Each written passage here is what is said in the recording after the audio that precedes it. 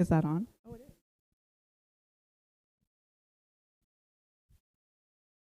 Welcome, everyone. My name's Mallory Hofer, and I am the training supervisor for this class. Welcome to graduation for Organ 467. We're here to celebrate our 3 newest guide dog teams today. We're live streaming today from the Visitor Center at the Oregon campus, so if you're joining us virtually, welcome. I want to thank a lot of people who helped these teams get here today. So first and foremost, our puppy raisers.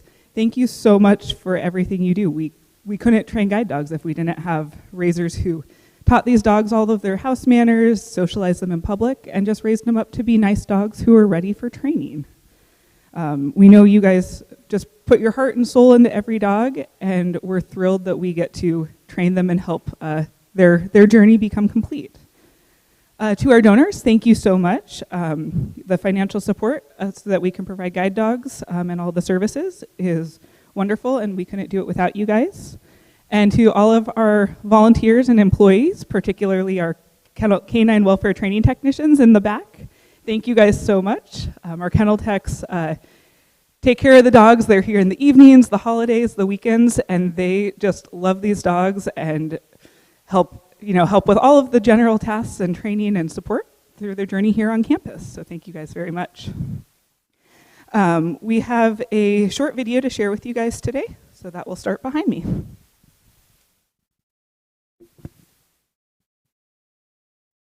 Logos, Guide Dogs for the Blind and Guide Dogs for the Blind International. Hello, I'm Noah Wiley. A mama nurses a litter. There's a special magic about Guide Dogs for the Blind. Puppy bellies and wiggling tails. Some might say it's the dogs.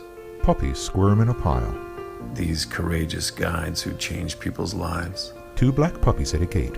Outside, a woman hugs her guide dog. There's magic in the people too. A man walks with his dog. An older puppy licks a woman's cheek. Like the volunteer puppy raisers. Volunteers with puppies. Who socialize and care for puppies in their homes. Out walking in their neighborhood. Encouraging them to explore new surroundings. Riding the train. And giving them love and guidance. In the park. To help prepare them to be a guide dog. And in a group at the airport. And when it's time, part ways so that the puppy they have raised can go on to change someone's life. A team on a city sidewalk. When dogs return to our campuses, our world-class instructors work their magic to maximize each dog's potential to become highly skilled, smart, and loving companions. Instructors with dogs. Teaching each dog how to safely guide someone who is blind or visually impaired through the world when they're at home. Relaxing by a fireplace. Hiking. On a forest trail. Visiting friends. At a picnic table. Catching a plane. Navigating baggage claim. Heading downtown. In a city crosswalk. Across town. Along a riverfront. Taking public transportation. At a train station. Or heading to work. Riding an escalator.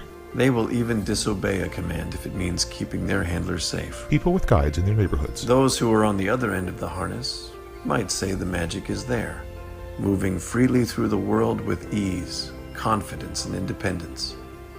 Along the way, helping them develop new relationships, connect with new people, building stronger, more compassionate communities. A group of people with their guide dogs in Chinatown. We know there is magic in these partnerships. A woman hugs her dog. The bonds that are formed. Another kisses her dog's head. The places they go. A group of people and guide dogs at the Golden Gate Bridge. The dreams that come true. A woman leads small boys on a walk with her dog. It's in the care. Playing in a yard. The friendship. A woman pets a dog. The lifetime of love. Lying in her lap. It's the ability to live a fuller life without limits. A woman scales an indoor climbing wall. At Guide Dogs for the Blind, you are part of an amazing community that works together to make these partnerships possible at no cost to our clients. Vets give checkups. A community that helps us care for the health of our dogs over their lifetime.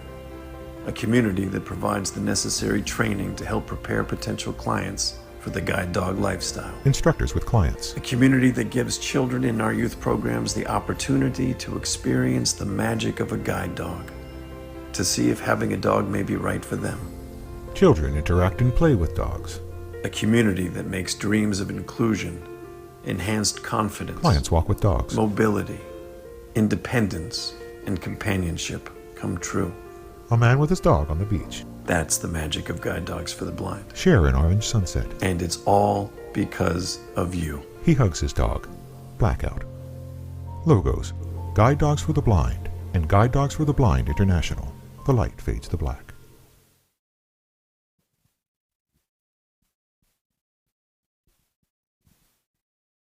Next, I'm going to introduce our instructor staff, which is this time one amazing instructor, Master Instructor April Macy. We had a smaller class than usual, but it was an excellent class with these 3 great teams. So I'm going to turn it over to April to introduce the clients. Thank you.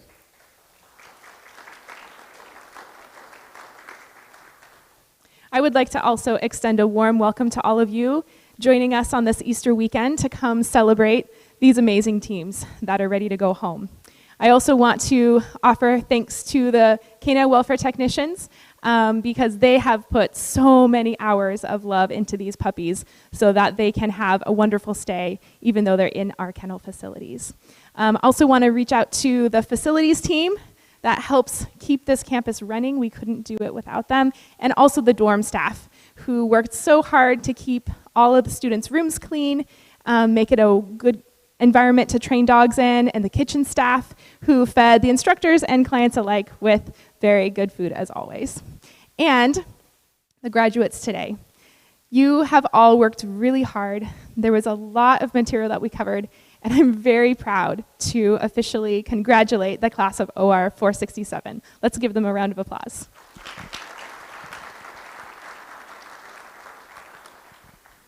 The first graduate that I will introduce to you today is Mr. Dennis Brinkman. He lives in Tucson, Arizona with his lap puppy, a 136-pound German Shepherd named Prince. Every day you will find them outside together playing soccer in their backyard. Dennis is a retired Vietnam Army veteran and often travels to Texas to stay in his RV trailer for vacations. He received Zinc, a male yellow Labrador Golden Retriever cross, and he was raised by Melissa Buford and Riley Lappin of Provo, Utah, and also Megan Stewart of West Jordan, Utah. Now, they were not able to come today, but I have a letter to read to you all.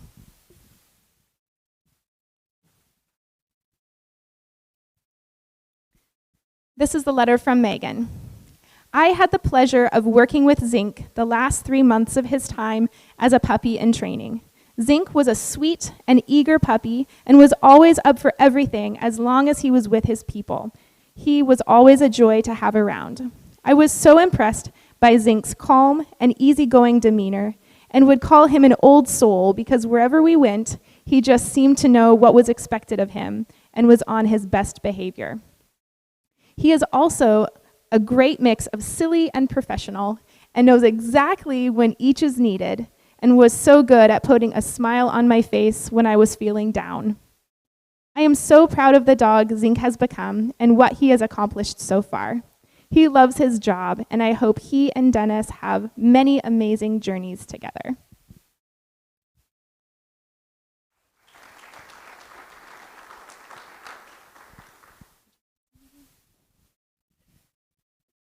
Good afternoon. Not much of a speaker, but if Megan is watching on the stream, I want to thank her very much.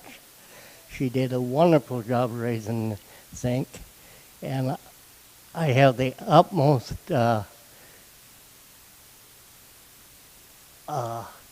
feelings for this organization here. The staff is just astronomical. The instructors, you can ask for better instructors. And the training that goes on here is just remarkable. I hope to have quite a few years left yet with this young puppy dog. Thank you, Dennis.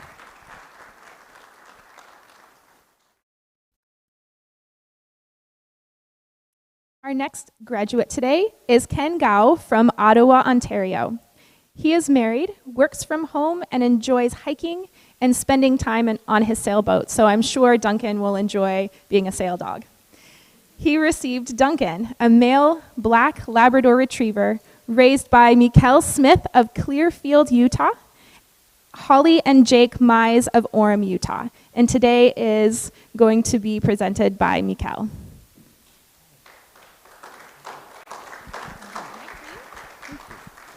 Hey, thank you very much. It's been a wonderful 2 weeks here, and I think there's been a lot of thank yous going on, but I'm going to throw a couple more in because I can. But it has been wonderful for Mikkel to travel all this way, not only raising Duncan, but actually taking the time to show up. It's not easy, and I super appreciate that, as does Duncan, because it's quite nice to be reunited with your puppy raiser. And for the 2 weeks here, it could not have been better organized. The staff were wonderful. The instruction was great. I got corrected a lot, as did Duncan, but probably more me. He was probably more right than I was. But we're working through that process, and we hope to grow and become better at working with each other. So I think we have the tools for that, and I just want to say thank you to everybody in the organization for making that happen.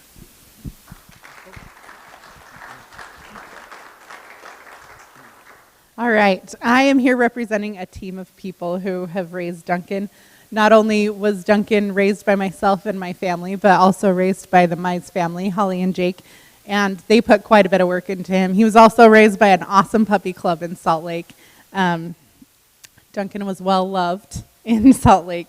So I have a little thing that Holly and Jake sent to read a little bit about Duncan.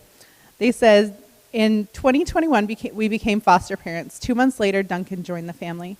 Therefore, as new foster parents, we learned that taking care of a small human is similar to taking care of a dog. They both eat at scheduled times, cry in their bed or crate, and love to go for walks. I assume the dog goes in the crate and the baby goes in the bed. Duncan was no exception. This big-headed, lovable Dunky-Doo that we had the privilege to co-raise with our wonderful club leader, Mikkel, was all of that and so much more. He raised us more than we raised him. He helped us through the toughest times, like when we lost our dear old pup, Stockholm. Duncan was there to cheer us up with snuggles, even when he was all grown up. This albeit tank of a dog was so burdened with tasks at hand, he rested his head frequently on the baby gate because of the sheer mass of his head, as I'm sure you can tell. Although he may be a super senior in college here at Guide Dogs for the Blind, we're proud of him and thankful for all the trainers and staff who got him to this point.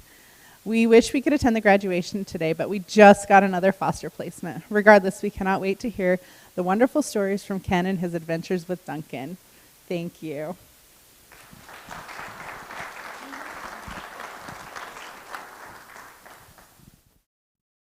Next, we have Mr. Rod Wood.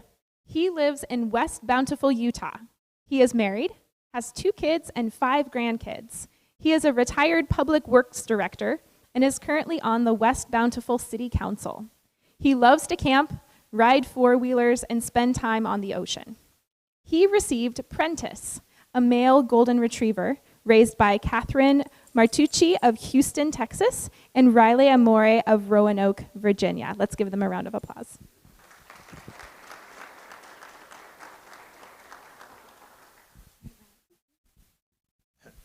Well, I'll tell you what, these 2 guys, Ken and Dennis, they're awful quiet today. You know, they're rowdy. Dennis will give you a one-liner zinger in 30 seconds or less. He's even volunteered me to be on the alumni board, which I told him I wasn't. I was too busy for that stuff. So, you know, and Ken, you couldn't have 2 better guys. And I'm excited for them because, I remember 26 years ago when I got my first dog. What a fantastic experience that was. So I know they've got many, many happy times together.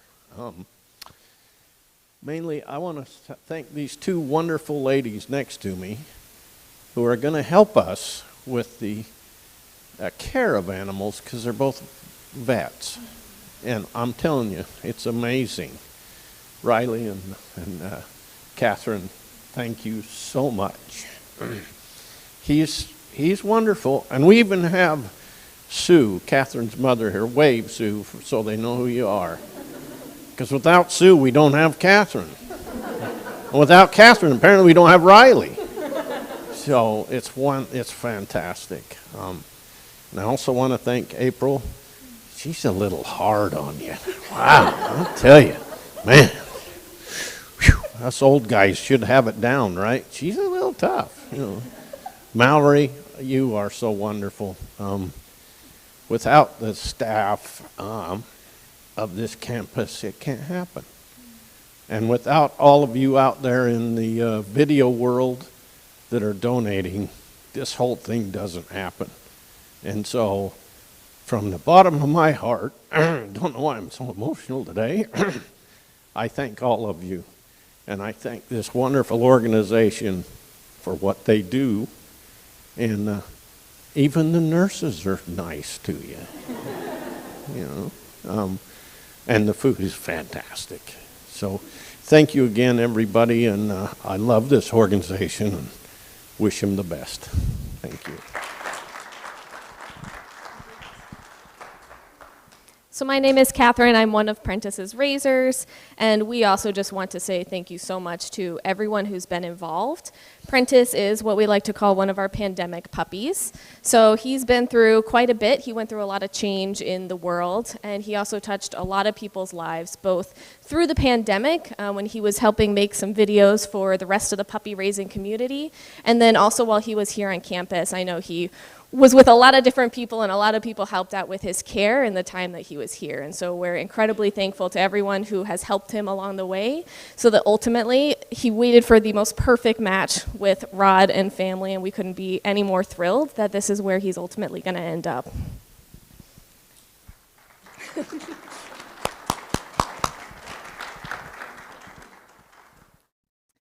Thank you, everyone. Let's give class OR467 one more round of applause.